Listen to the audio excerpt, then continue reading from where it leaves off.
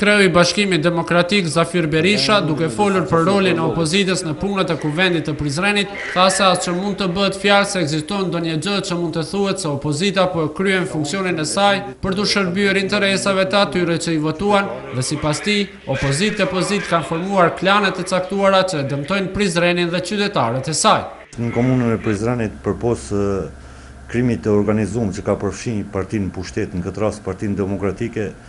pjesë e këtij krimi dhe këtyre bondave është edhe vetë LDK-ja veçanërisht e paraqitur si parti opozitare në fakt, e cila lun rolin prapa perdeve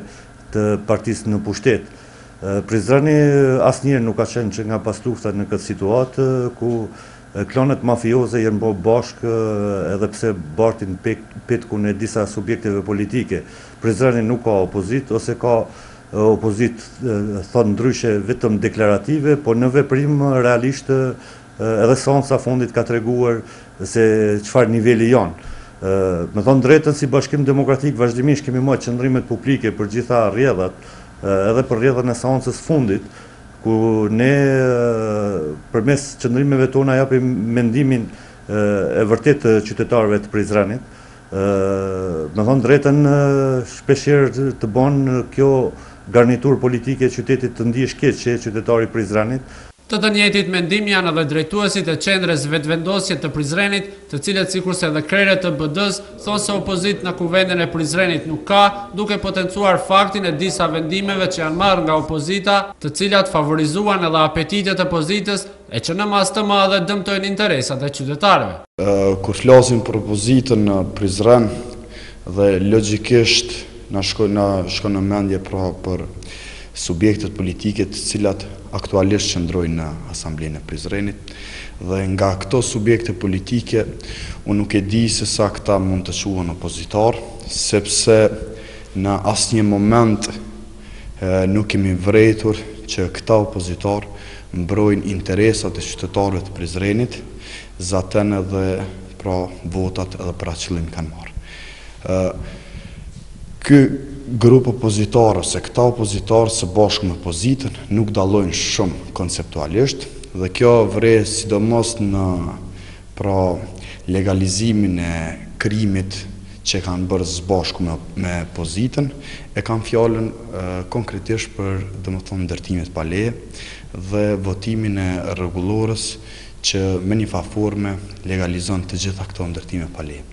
Ata thonë se shkeljet e shumta ligjore që janë bërë nga kuvendi, pjesës së cilës është edhe opozita, janë të shumta, andaj thonë se organet e drejtësisë duhet të merren me këto çështje për të treguar temetat e partive që përfarsohen në kuvendin e Prizrenit. Unë nuk besoj se në Prizren ka opozitë brenda institucioneve, e vetëm një opozitë që ka mbetur është jashtë, pra është vendosja, e cila për çdo herë dhe në çdo moment po evidenton të gjitha keqpërdorimet e pra kësaj keqeverisje lokale. Ne kemi ngritur disa kallëzime rresht,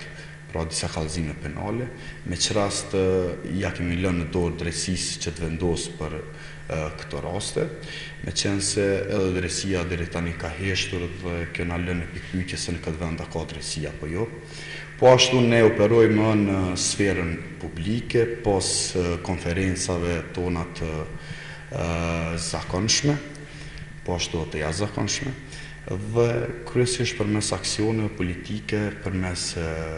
protestave të cilat i kemi zhvilluar në qytetin e Prizrenit, sidomos ndaj heqjes së vitit 1878, ne përherë kemi treguar se jemi një opozitë e cila reagon atëherë kur ka nevojë dhe atëherë kur këto keqpërdorime domethënë evidentohen nga ne. Organet e drejtësisë janë duke u marrë me këtë gjë dhe jo rastisht 10 akta akuza janë në për organet e drejtësisë dhe edhe në një deklaratë të mëhershme ne kemi potencuar shumë publikisht se veçanërisht në shkatrimin e urbanistikës qytetit ka isë edhe vetë partitë opozitare, në këtë rast LDK-ja,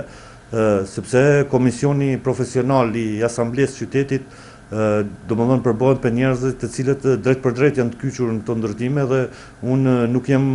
hetues, por spaku qëndrimet politike edhe publike i kanë bërë vazhdimisht nga informacionet që kam. Dhe informata tregojnë se në këtë fushë, domethënë janë të gërshëntuar shumë ngushtë, domethënë partia në pushtet dhe partia në opozit. Dhe jo rastisht e kemi këtë situatë që e kemi në qytetin e Prizrenit. Cili është vendimi juaj, përveç LDK-s ta quajmë kushtimisht si opozit? Vetëm LDD-ja ka mbetur edhe ajo si e shikoni ju rolin e saj pas që tjera të ketë janë bashkuar pozitiv? Po s'ka këtu, në fakt unë e thash, këtu ka vetëm parti në pushtet dhe grumbull formacionesh parapolitike bashkibuzukëve të cilët i mbrojnë interesat personale, jo interesat e elektoratit. Me thonë drejtën, çdo qytetar kur ja ka besu votën një subjekti politik, ja ka besu me qëllimin që me mbrojt interesat e qytetarëve, po jo të klaneve të caktuara. Kështu që unë nuk shoh opozit si shumë qytetarë të Prizrenit që nuk shohin, dhe këtu nuk ka diçka për të veçuar që dikush ka qëndrim ma opozitare ose dikush jo. Thjesht të gjithë janë një. Drejtuesit e këtyre dy partive thonë të janë angazhuar mjaft në organizimin sa më të mirë brenda partijak që në zgjedhjet e ardhshme komunale në të cilat do të garojnë për herë të parë të arrijnë objektivat e tyre për të fituar besimin e qytetarëve për të qeverisur më mirë me Prizrenin.